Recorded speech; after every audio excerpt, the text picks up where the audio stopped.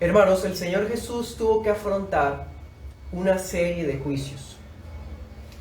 Si hiciéramos un resumen, el Señor tuvo que enfrentarse a los judíos y a los romanos. Y cada uno de esos juicios tuvo 3 audiencias. Al Señor lo tenían de aquí para allá. Y aquí empezó todo, en la madrugada. El juicio contra los judíos tuvo 3 etapas. Eso vamos a empezar a verlo hoy. Y una de las etapas fue precisamente llevarlo ante el Sanedrín. En esa oportunidad vamos a ver el primer juicio contra los judíos. Pues frente a los judíos. Este juicio tiene un carácter más bien religioso, no es tanto civil, es religioso. Pero nos damos cuenta que todo ya estaba arreglado. Eso ni siquiera era una audiencia, hermanos. No hubo práctica de pruebas, no van a escuchar su testimonio, quieren es matarlo. Es como por cumplir un protocolo, como por tener que llevarle un acta al gobernador de que lo juzgaron debidamente. No olvidemos que todo eso está ocurriendo en plena madrugada, ¿no? En la madrugada, los seguidores del Señor están dormidos y los 11 se dispersaron. ¿Se acuerdan? Los textos paralelos, anótenlos, son los siguientes. Mateo 26, 57 al 75.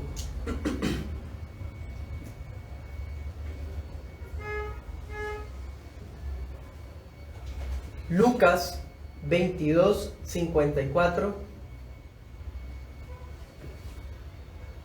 al 62.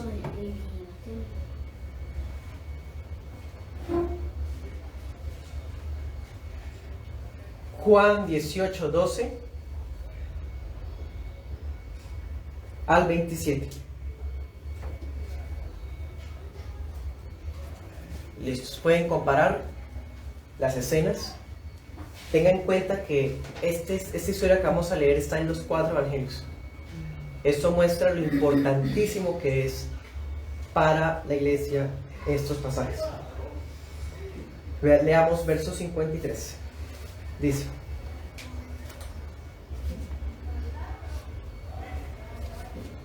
trajeron pues a Jesús al sumo sacerdote. ¿Se acuerdan?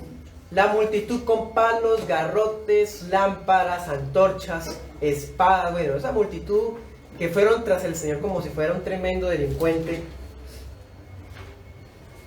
Llevan al Señor ante Caifás. El sumo sacerdote se llamaba Caifás. Eso está en Mateo 26, 3. Y hay otros pasajes que están en los textos paralelos. Ahí se especifica que el sumo sacerdote era Caifás. Lo llevan ante él. Pero pasa algo, hermanos. El Evangelio de Juan nos cuenta algo que los demás no cuentan. Antes de llevarlo ante Caifás, resulta que él tenía un suegro que había sido sumo sacerdote hace unos años atrás y todavía tenía mucha influencia. Se llamaba Anás. Juan 18, 12 nos muestra eso. El texto paralelo de Juan. En ese texto se nos dice que los soldados, incluyendo judíos como romanos, llevaron al Señor ante Anás. Y Anás, que es el suegro de Caifás, el sumo sacerdote, le empieza a hacer preguntas a Jesús sobre la doctrina. La doctrina, ¿usted qué doctrina es la que enseña? ¿Quiénes son sus discípulos? ¿Por qué usted tiene discípulos? ¿Sí? Y el Señor le responde bastante tajante a este hombre, que de por sí no tiene ninguna autoridad. Eso le dice en pocas palabras: yo he estado enseñando en el templo de la luz pública. Si quieres saber algo, pregúntenle a los que me han escuchado. Y un soldado cachetea al Señor y le dice: ¿usted le habla así al sumo sacerdote? Pero él no era el sumo sacerdote, solo que tanta influencia tenía que la gente lo respetaba como si fuera el sumo sacerdote. Y entonces el Señor le dice: si yo he hecho algo malo, dímelo. Y si he dicho bien, entonces ¿por qué me golpea? Como Anás vio que no podía sacar la información, entonces lo manda a Caifás. Y eso es lo que estamos viendo acá. Al Señor lo llevan ante Caifás, que ese sí es el sumo sacerdote. Eso nos deja ver, hermanos, ustedes saben qué es nepotismo. Nepotismo es cuando en un gobierno manda la familia. Hay una familia que tiene como esa influencia. En los países ocurre. Hay países donde hay familias que se han dedicado a la politiquería y son los que mandan en el gobierno por años, por siglos, por generaciones. En Colombia los hay. Hay gente de ciertos apellidos y ciertas familias o descendientes de ellos que están ahí en el Congreso y en la política y son casi intumbables, diría, por ahí. Eso es corrupción. Pues resulta que eso ya estaba en Israel. El sacerdocio no era como antes, que era el primogénito de Sadoc, el que se escogía y tenía que ser un varón santo de testimonio para ser nombrado, ordenado como sumo sacerdote. No, ya no. Ya era el que pagara y Roma lo colocaba, el que tuviera más influencia política. Ya era por corrupción. El puesto de sumo sacerdote había perdido su significado, su santificación. Y eso es una prueba de eso. Anás es un fulano, él fue sumo sacerdote, que eso es otra cosa. El sumo sacerdocio era vitalicio. O sea, el sumo sacerdote seguía siendo sacerdote hasta que moría. Pero como ya era por poder y política, ya Anás no era más sumo sacerdote, sino ahora Caifás, el yerno. Y a pesar de que ya no era, seguía teniendo influencia en las decisiones de su país. Imagínense, eso es nepotismo. La familia, los mismos. ¿Se acuerdan cuando vimos cuando el Señor tumbó las mesas y todo? Que todo eso era un negocio de ellos.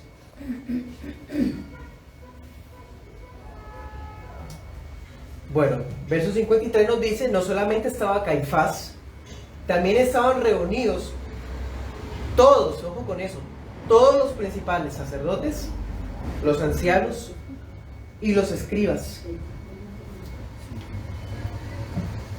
Es decir, el Sanedrín.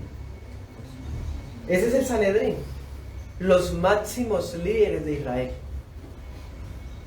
Ahora, hay algo que no se nos dice, pero uno podría deducirlo sin llegar a irrespetar el pasaje. Muy seguramente no habrían invitado a los que sí creían en Jesús. Porque acuérdense que hubo fariseos que empezaron a creer en Jesús. Hubo sacerdotes que empezaron a creer en Jesús, pero que no lo hacían público para no perder su posición. El Evangelio de Juan es muy diciente de eso. Está Nicodemo, ¿se acuerdan? José de Arimatea. Y hay otros que no dicen los nombres, pero hay varios que creían en Jesús, pero no lo decían. Seguramente a esos no los invitaron. Aquí en esta reunión del Sanedrín están solamente los que odian a Jesús. Sigamos. Verso 55. Entonces el concilio está en pleno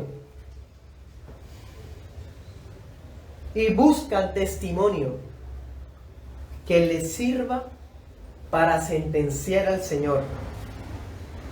Ellos ya quieren matarlo, no quieren interrogarlo para solventarlo, absorberlo, ellos quieren matarlo. No hay un juicio justo. Un juicio justo es imparcial, ¿no? Ellos tienen el prejuicio, el sesgo y ya lo predispuesto para matarlo. Todo está ya planeado. Tanto es así, y si quieren entregarlo a muerte, es decir, quieren entregárselo a los romanos. Ellos ya tenían en mente que Jesús fuera crucificado. El problema es que no había pruebas. No había pruebas. ¿Se acuerdan el martes cuando fue que el Señor habló, respondió, debatió, confrontó, ganó todas las controversias que se armaron contra Él? Ese día ellos trataron de buscar pruebas. Querían pescarle que dijera algo, pero no, los dejó callados, los venció. Ninguno fue capaz con su sabiduría. No tienen pruebas. Pues ¿qué les toca? Inventárselas. Y empiezan a llamar falsos testigos. Versículo 56. Y estos falsos testigos empiezan a asegurar muchas cosas. De hecho, la Biblia no nos dice todo lo que dijeron. Nos dice algunas cositas, las más importantes. Pero le dijeron tantas cosas al Señor. Aseguraron tantas cosas, tantas calumnias. Pero ni aún así concordaban. Las mentiras nunca concuerdan con la realidad. Las mentiras siempre llevan a contradecirse a sí mismos. Y eso estaba pasando acá. Aseguraban y aseguraban y aseguraban, pero cuando pasaba el siguiente testigo no tenía que ver con el anterior. Y pasaba el otro, el siguiente, y no concordaba, decía una cosa diferente. No tenían pruebas. En Lucas 22 se dice que todo eso duró hasta el amanecer y que del amanecer siguieron tratando de buscar esas pruebas. Y resulta que llega un punto en el Lucas 22, en el texto paralelo. Lucas añade que la gente, bueno, los que están ahí, le dijeron: si tú eres el Cristo, dínoslo. Y el Señor les dijo, fue lo único que el Señor respondió: si se los digo, no creerán. Y si les pregunto, no responderán. Pero por lo demás, el Señor ahí no respondió nada más. En este primer punto, hermanos, vemos el odio de sus enemigos. Y lo podemos ver en los versículos del 53 al 65. Todo está ya tramado porque lo odian. Y el odio es la madre del homicidio. Versos 57 y 58. Al final, dice Mateo 26 que fueron dos individuos, aparecieron, dos testigos, y afirmaron haberlo oído decir: yo destruiré este templo hecho por manos, y en 3 días edificaré otro no hecho por manos. Miren cómo son, hermanos, cómo es la trampa, la calumnia. Tergiversa las palabras. Usted y yo, que conocemos los evangelios, sabemos que el Señor dijo algo parecido, pero así nunca lo dijo. Por ejemplo, ellos dicen que Jesús dijo: yo destruiré este templo. ¿Quiere ver usted qué fue lo que dijo el Señor? Vamos a Juan 2.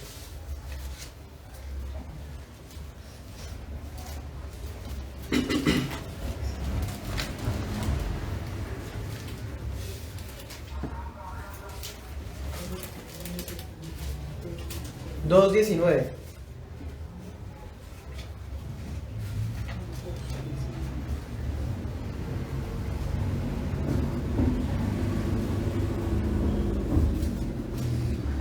Respondió Jesús y les dijo: destruyan este templo. ¿Quién iba a destruirlos?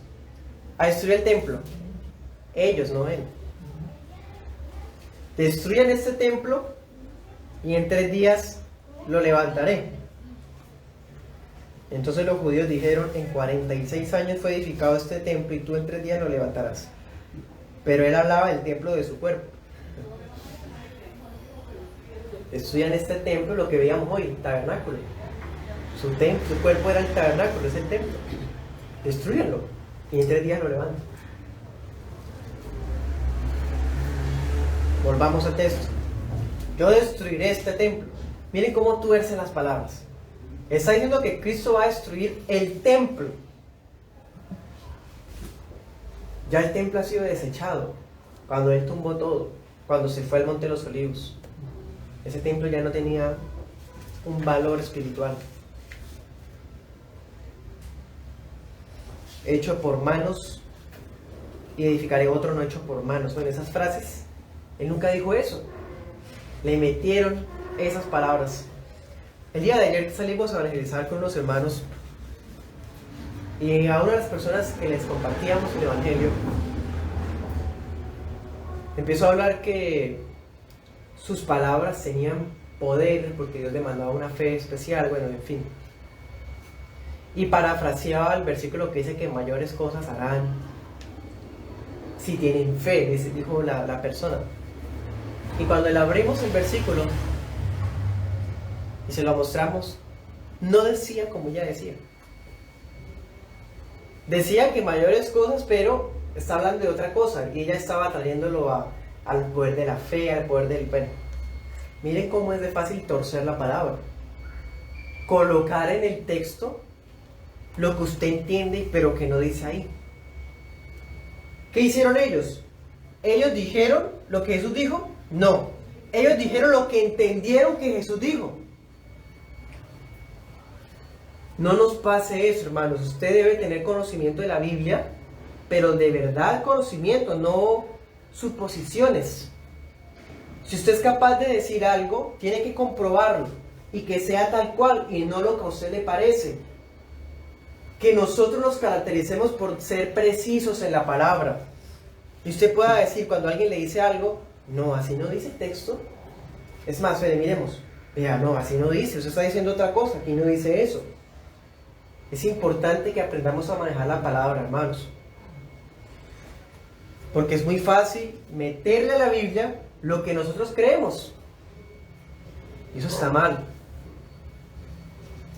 Por eso es que mucha gente se para a predicar cosas. Hay mucha gente también que predica cosas diferentes de un versículo. Y un montón de personas hablan diferentes cosas de un solo texto. Porque entre todos esos, el 99% está hablando de lo que le parece. ¿Y cuál será el que está hablando lo que sí es? Pues el que esté apegado al texto. Bueno, sigamos. Definitivamente esa gente está tergiversando las palabras del Señor. El Señor había dicho que sus enemigos destruirían el templo de su cuerpo, pero Él lo levantaría el tercer día. Es una referencia que Él iba a resucitar. Que aunque lo destruyeran a Él, lo mataran, Él no iba a quedar muerto, Él iba a levantarse. Nunca aseguró que Él iba a destruir ese templo. Es más, ojo con esto, tampoco aseguró que Él iba a levantar otro. Importante, ¿no? Por ahí hay una tendencia que afirma que va a haber un tercer templo. Ellos están haciendo lo que hicieron estos señores acá. En tres días edificaré otro no hecho por manos. Como asumiendo que Jesús va a edificar otro templo. No, Él no va a edificar otro templo porque no va a existir, y si lo hubiera no nos importa y no tiene ningún valor para nosotros, porque el verdadero templo es Él, y Él ya resucitó y está sentado a la diestra de Dios. Por lo tanto significa que Él no va a destruir ese templo, Él no lo iba a destruir. Para eso Él mismo iba a usar a los romanos 40 años después. Y por otro lado, que tampoco Él va a reedificar el templo. No va a haber un tercer templo que retome lo que decía el Antiguo Testamento. Pero se puede creer que hay cristianos, muchos que creen eso. Ese es el problema de leer y de imponerle a la Biblia lo que la persona cree y no apegarse a lo que sí dice la Biblia. Verso 59. Sigamos adelante en el texto principal.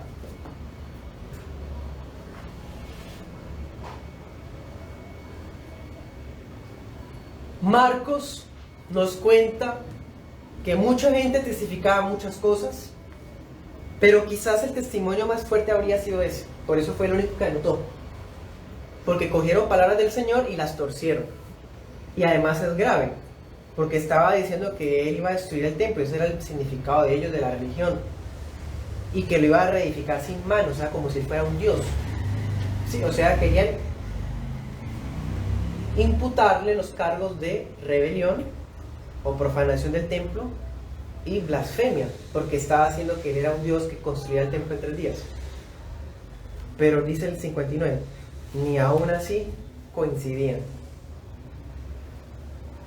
Así ocurre, hermanos. Por eso, cuando usted sea víctima de la calumnia y el chisme, no se defienda.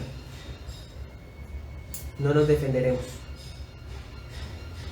porque no van a coincidir. Digan lo que quieran, hablen y murmuren lo que quieran, el Señor mismo nos defenderá. Y Él honrará a los que lo honran, como lo hemos visto en Salmos y muchas veces. Los falsos testimonios caerán por su propio peso. Las mentiras serán sacadas a la luz y la honestidad también será sacada a la luz. Bueno, verso 60.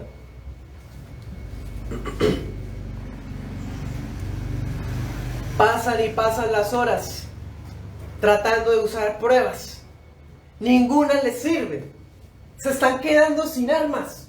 Van a perder el tiempo. Todo lo que planearon para reunir gente, los recursos para pedir el favor del gobernador, para reunir al Sanedrín en plena madrugada. Llega la Pascua, toca hacer las cosas rápido, pero no está saliendo el plan. El plan se está desmoronando, no hay pruebas. ¿Qué hacemos? Entonces se levanta Caifás, en medio, todo poderoso este hombre, aprovechando su posición. Como ya no tiene más pruebas, se les acabó y se les derrumbaron sus planes. Quiere tratar de que Jesús caiga por su propia boca. Por eso se acerca a él, porque ya no tiene más. Y lo reta. ¿No respondes nada? ¿Qué testifican estos contra ti? Impresionante, hermanos. Estos son los enemigos del rey. Están ensañados contra él. Están ciegos. No pueden ver la justicia. No pueden obedecer la palabra. Quieren matarlo. Marcos nos ha mostrado que desde hace tiempo quieren matarlo. Por eso acá no sirve justicia, aquí no sirve leyes, aquí no sirve... No, ellos quieren matarlo, quieren cumplir su propósito porque esos son hijos de Caín. Quieren matarlo como dé lugar. Es más, no solamente son injustos al sentido común, no solamente son desobedientes a la ley de Dios, sino que ni siquiera acatan sus propias tradiciones. Por ejemplo, comenta MacDonald, se supone que el Sanedrín no puede reunirse de noche. Y aquí lo vemos madrugada. Se supone que el Sanedrín no puede reunirse en fiestas especiales, es Pascua. Se supone que no podía cumplirse una sentencia de pena capital de un momento a otro. En menos de una mañana ya habían determinado pena de muerte. ¿Cuándo, hermano, pasa eso? Declarar muerte a alguien en unas horas. Ni siquiera un día duró el proceso, ¿no? Rapidísimo. Y otra cosa, ellos creían que el Sanedrín debía reunirse en la sala de piedra labrada, un sitio allá especial. Pero no, estaban en la casa del sumo sacerdote. Ilegal, todo ilegítimo. Inmoral, hermano, todo esto.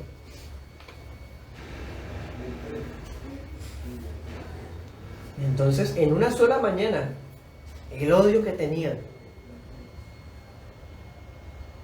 les ayudó a lograr deshacerse del Señor. Anote ese texto, Éxodo 23:1, acuérdense, no admitirás falso rumor. ¿Se acuerdan? Lo estudiamos. Uno de los principios de la objetividad, nunca escuchar chismes. Estaban rechazando la ley de Dios. Miremos este otro texto, ese quiero que lo leamos. Vamos a Deuteronomio 19.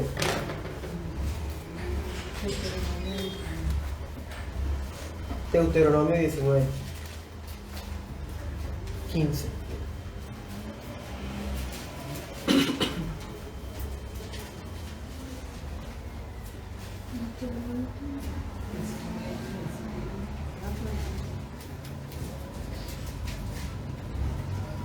Dice: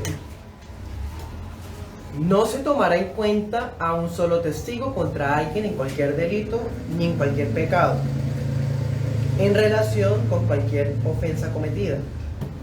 Solo por el testimonio de 2 o 3 testigos se mantendrá la acusación. Cuando se levante un testigo falso contra alguien para testificar contra él, entonces los 2 litigantes se presentarán delante de Jehová y delante de los sacerdotes y de los jueces que hayan aquellos días. Los jueces investigarán bien, y si aquel testigo resulta falso y ha acusado falsamente a su hermano, entonces harán con él como él pensó hacer con su hermano. Así extirparán el mal de en medio de ti. Los que queden, cuando lo sepan, temerán y no volverán a cometer más una maldad semejante en medio de ti.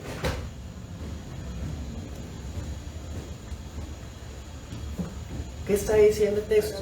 Primero, se requieren mínimo 2 testigos. Se supone que si son 2 testigos es porque los 2 son objetivos y los 2 concuerdan. Segundo, que los jueces debían investigar bien. Tienen que analizar pruebas, escuchar declaraciones, traer testigos, no arreglar testigos, traer testigos. Y si salía alguien que era testigo falso, se le debía aplicar lo que él quería que se le aplicara al otro. ¿Qué querían esos falsos testigos?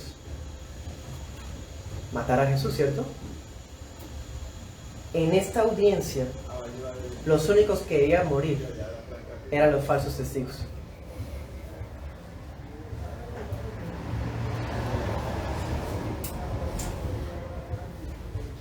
Pero eso no lo cumplieron. Todo lo contrario, ellos mismos los arreglaron. Es una audiencia satánica, podría uno llegar hasta decir eso. Inmoral, ilegal, ilegítima, antibíblica, antitradiciones de ellos mismos, diabólico completamente. Las declaraciones de los falsos testigos fueron inconsistentes. Esto mostraba que sus acusaciones eran mentirosas. Por lo tanto, los condenados a muerte esa mañana eran los testigos, nadie más. Pero odian al Señor, están ensañados, quieren deshacerse de él. Bueno, entonces como el Señor mantenía su silencio, porque pasaban y él no se defendía, no decía nada. Y démonos cuenta, hermanos, ¿por qué el Señor guarda silencio? Nosotros sabemos que es porque es un cordero que va en silencio al matadero. Sí, eso lo dice Isaías 53:7. Pero por ejemplo el Salmo 109, 2 al 3 dice que como que testificaban contra él cosas que él no sabía, que se quedaba callado. Y hay otros salmos, los hemos estudiado también en los miércoles. Él guarda silencio porque es inocente. Él guarda silencio porque con su silencio demuestra que todo lo que ellos hacen es una escena patética, que no es legal. Si el Señor respondiera a todas las otras preguntas o a las acusaciones, estaría de cierta manera dando razón al proceso, como si el proceso estuviera haciéndose bien. Pero nada del proceso es legítimo, entonces él guarda silencio. Eso es lo que le da rabia al sumo sacerdote. Aún con su silencio los confronta el Señor a ellos. Por eso el sumo sacerdote tiene que hacer algo. Dice Mateo 26:63. Le dice el sumo sacerdote a Jesús: te conjuro por el Dios viviente que nos digas si tú eres el Cristo, el Hijo de Dios. O sea, que interpeló al Señor bajo juramento. Fue la única manera que el Señor respondiera. Pero dense en cuenta, la pregunta está elaborada para que el Señor diga que sí. Es tan tramposo este hombre que hasta esa pregunta se nota el sesgo que tiene. Y el Señor responde que sí. Dice la Nueva Versión Internacional, versículo 62. Sí, yo soy.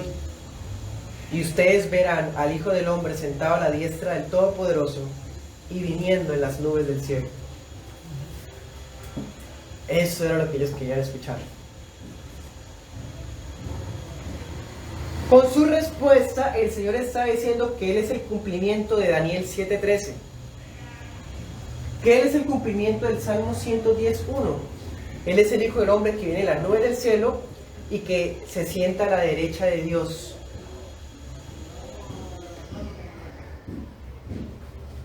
Cuando el Señor dice, sí, yo soy, o sea, es como también, como si el Señor estuviera diciéndole, ¿por qué no me preguntaron directamente? En vez de molestarse con todos esos cargos. Me hubieran hecho esa pregunta, yo les hubiera dicho que sí desde el principio.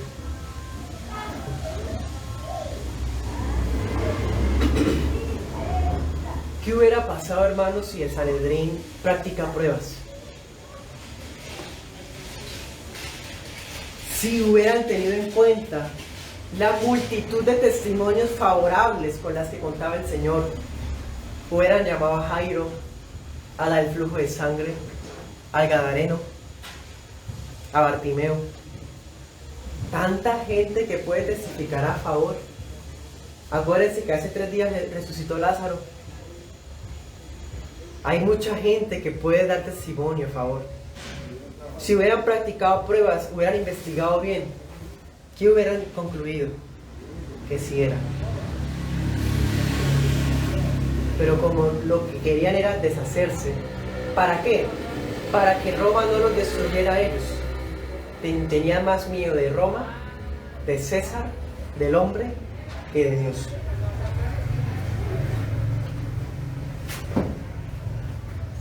Entonces el sacerdote encuentra la prueba que buscaba y rasga las vestiduras, sobreactuando, ¿no? En la Biblia rasgarse las vestiduras es una señal de dolor, ¿cierto? De ira santa. Pero no, este fulano se rasga las vestiduras porque hay blasfemia, hay una blasfemia. Sobreactuado. ¿Para qué tenemos que traer más testigos? Ustedes oyeron la blasfemia.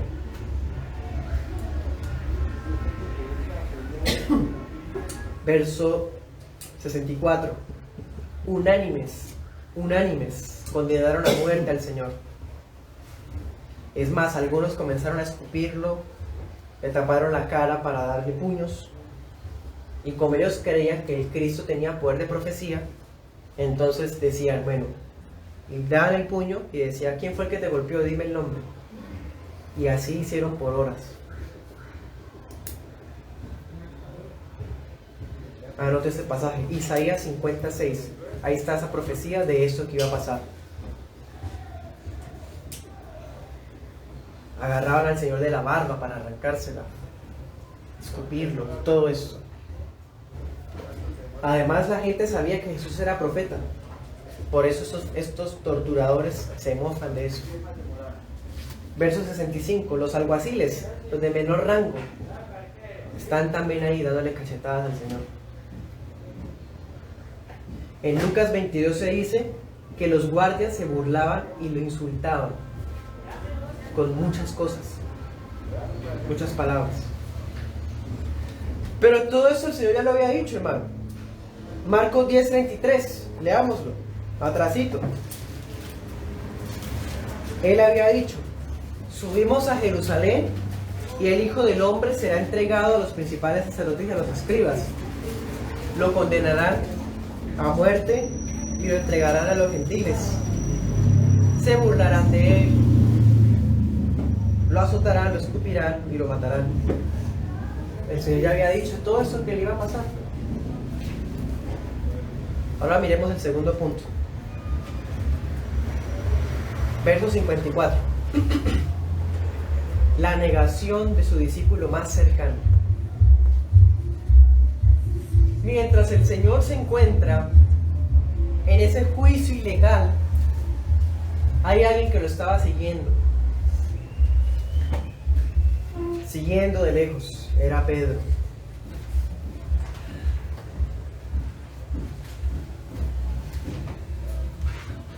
Pedro se había entremezclado con la multitud y pudo entrar hasta abajo, dentro del patio de la casa del sumo sacerdote. Estas casas tenían un portal en la entrada, tenían un patio, y la casa como tal tenía 2 pisos. En el segundo piso era que estaban enjuiciando al Señor, en la casa de Caifás, y Pedro quedó afuera, en el patio. Él se sentó ahí con los alguaciles para calentarse al fuego.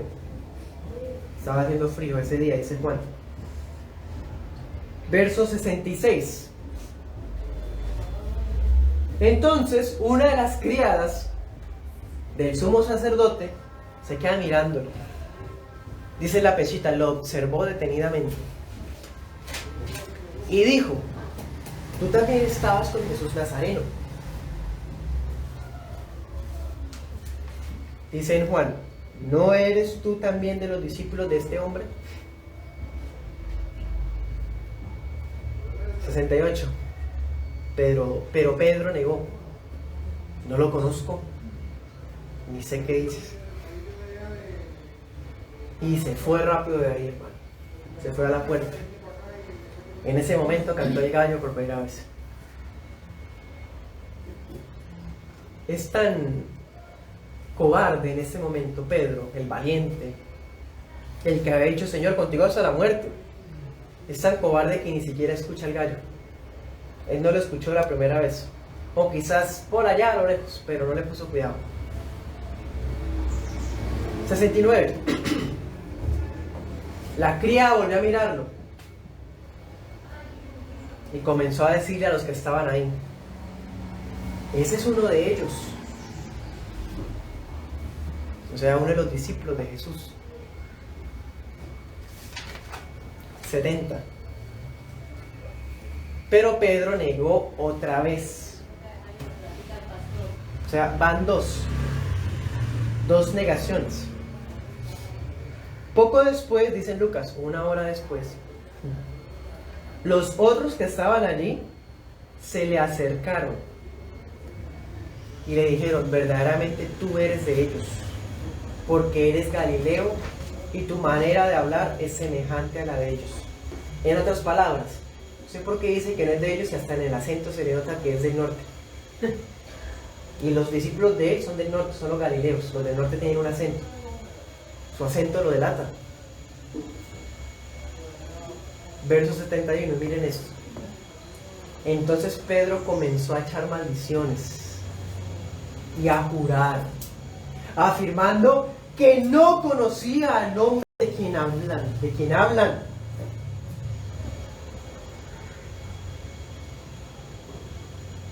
Enseguida, versos 72, el gallo cantó la segunda vez y Pedro se acordó de las palabras que le había dicho el Señor, que lo negaría 3 veces antes que el gallo cantara 2 veces. Dice en el verso 72, y lloraba.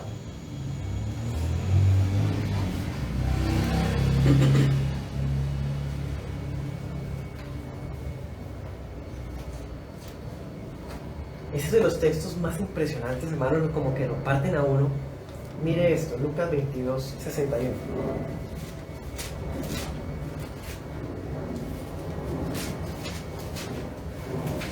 Leamos el 60, Lucas 22, 60.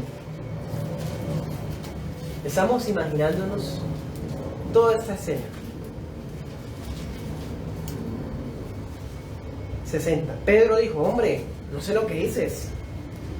Y enseguida, mientras él todavía hablaba, el gallo cantó. ¿Qué más dice? Entonces, vuelto el Señor, miró a Pedro. Y Pedro se acordó de la palabra del Señor que le había dicho: antes que el gallo cante, me negarás 3 veces. Y Pedro, saliendo fuera, lloró amargamente. Hermano, eso es de los pasajes impresionantes. El Señor lo volvió a mirar. Allá arriba, podemos imaginar que el Señor lo volvió a mirar cuando cantó el gallo. Y él lo vio y se acordó. El término griego que dice que está llorando miren esto tan profundo. Aquí Pedro acaba de cometer un acto de traición, de perjurio, porque hasta juró. Y sabemos que jurar aludía a Dios. Maldijo, podemos imaginarnos, ¿no? Pues que yo me muera si no es cierto, que tal cosa. O como decía Saúl, viva Jehová y aún me añada sin tal cosa. Lo mismo está haciendo Pedro. Pero a pesar de eso, dice, lloró amargamente. Esta expresión significa sollozos prolongados, repetitivos. Significa que él salió de prisa y se desplomó a llorar. Se partió su corazón y que se rasgó y siguió llorando en el piso. ¿Se acuerdan que en Marcos 8:38 Jesús decía, el que se avergüence de mí, yo me avergonzaré ante él, delante de los ángeles, delante del Padre? Todo esto estaba en la mente de él. Esto partió a Pedro, el más valiente, el más cercano, el principal de los apóstoles. Pero ¿sabe? Hasta esas lágrimas son una señal de que la gracia comenzó a actuar de una vez. Dios no lo abandonó. Porque ¿qué pasó con Judas? Cuando hizo lo que hizo, fue y se suicidó.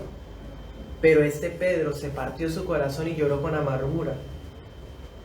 Ahí empezó la tristeza de Dios para llevarlo al arrepentimiento. Así debe ser, hermanos, nuestro corazón cuando peca contra el Señor. Que se nos parte el alma y caemos, nos desplomamos al piso llorando, sollozos, porque traicionamos al Señor. Ese es el verdadero arrepentimiento. Bueno, para terminar, hermanos, dos cosas. Primero, ahí estaba el Cordero de Dios, inocente y manso, sin responder, sin amenazar, había encomendado al Padre su causa. Y desde ahí Él ya estaba cargando el pecado de todos nosotros, desde ahí. Así lo dice 1 Pedro 2, yo se los leo. 1 Pedro 2:22.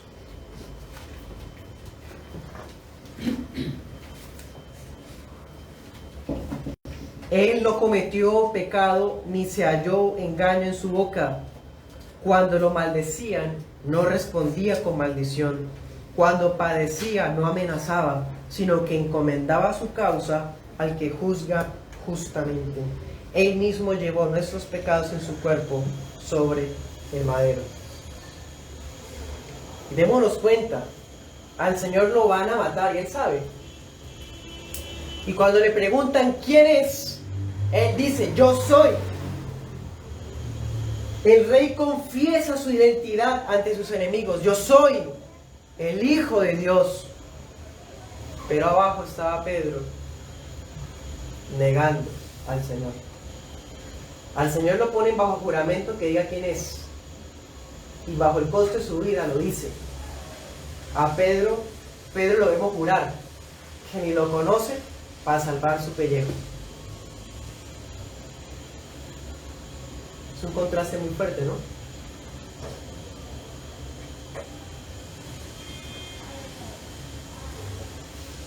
El principal de los discípulos no se arriesgó a colocar su vida para testificar a favor del Señor. ¿Dónde está el valiente? ¿Por qué no se metió allá en Sanedrín? Yo tengo testimonio a favor. Yo lo vi transfigurado, lo vi caminar sobre el mar. Lo he visto, sé que Él es el Señor. Pero no fue así, hermanos. Y así tenían que ser, ya sabemos. Así estaba decretado. Porque el Señor Jesús dio su vida por los traidores y por los mentirosos arrepentidos, para hacernos justos, para hacernos hijos de Dios, valientes y honestos. Segunda aplicación: Jesús sufrió un juicio injusto, y este juicio injusto inspira a todos los que padecen persecución injustamente. Imagínense todos los creyentes que fueron mártires del Imperio Romano. los que fueron mártires de Roma, de la Iglesia Católica Romana, los que fueron mártires de ahorita, de los hindúes, de los musulmanes, los que son mártires de los de la teología de la liberación, de las guerrillas que están en el campo. Ellos encuentran inspiración en Cristo, porque aún Cristo fue pasado por procesos injustos, ilegales. La firmeza y la valentía del Rey nos inviste para los momentos más necesarios. Así como Israel rechazó a su legítimo rey, el mundo va a rechazar a los cristianos. Y van a utilizar hasta procesos injustos para lograrlo. Pero no debemos de temer, porque Cristo ya venció al mundo. Nuestra fe ha vencido al mundo.